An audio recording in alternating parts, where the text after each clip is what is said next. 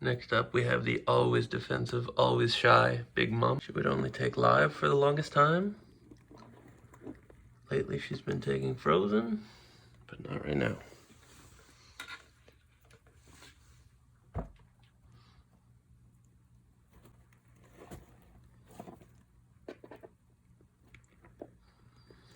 Come on, girl, you're doing so good.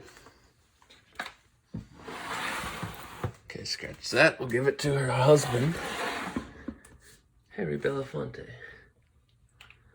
Here's Harry Belafonte, the banana enchi. Here you go, buddy.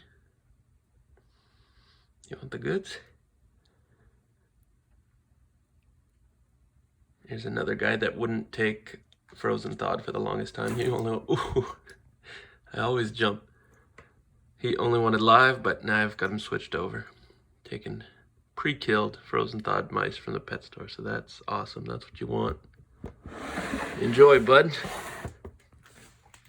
Okay, next we're gonna be feeding my 9-foot-long Taiwanese beauty snake. This huge girl hasn't eaten in about a month because she's on a diet, because she is a little overweight from her previous owner.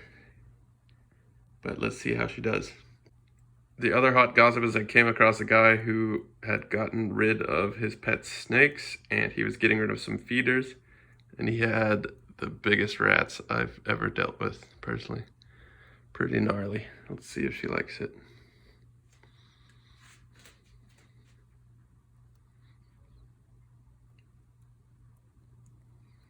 Yeah. Ooh, there you go. All right, you guys, if you're like me, the other ball pythons that I just fed, I don't really need to see them eat, but this girl really fascinates me, and she also doesn't eat that often, so I'm gonna videotape it, and when she gets it in her jaws, I'm gonna switch over to time lapse. Here we go.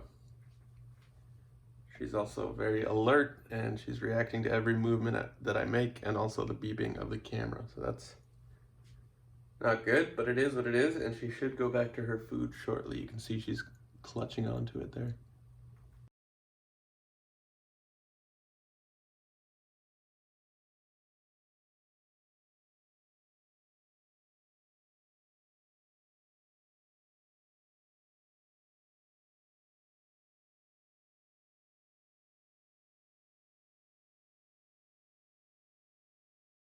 All right, you guys, so it has been about 15 minutes since I finished the time lapse. I'd say the time lapse was another 15 minutes. You can see that the rat is here, right where the scales are stretched, although all her scales are stretched because of her obesity.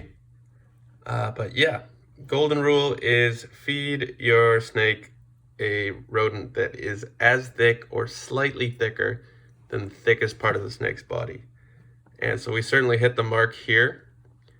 The lump is actually hardly noticeable right now, but we did see her, you know, kind of struggling to get it down. It wasn't as quick as what I see with my ball pythons and any of my other snakes, really. And I realized, yeah, I don't have as much experience feeding colubrids, and they seem to have, or at least she has, a longer neck. She has a longer throat that she has to push the rodent down before it hits the stomach.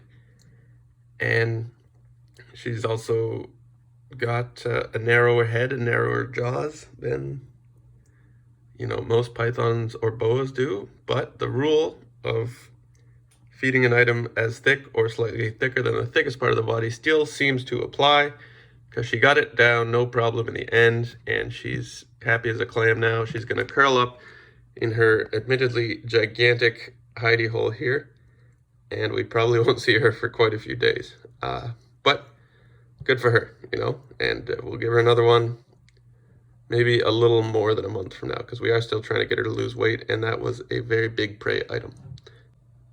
Cool, there you go. All right, this is my latest rescue, Mr. Friendship. I may or may not have released a video about him at this point, but he's an adult male pewter ball python, which is a pastel gene combined with cinnamon. It's gonna be his first feeding with me. He's super friendly.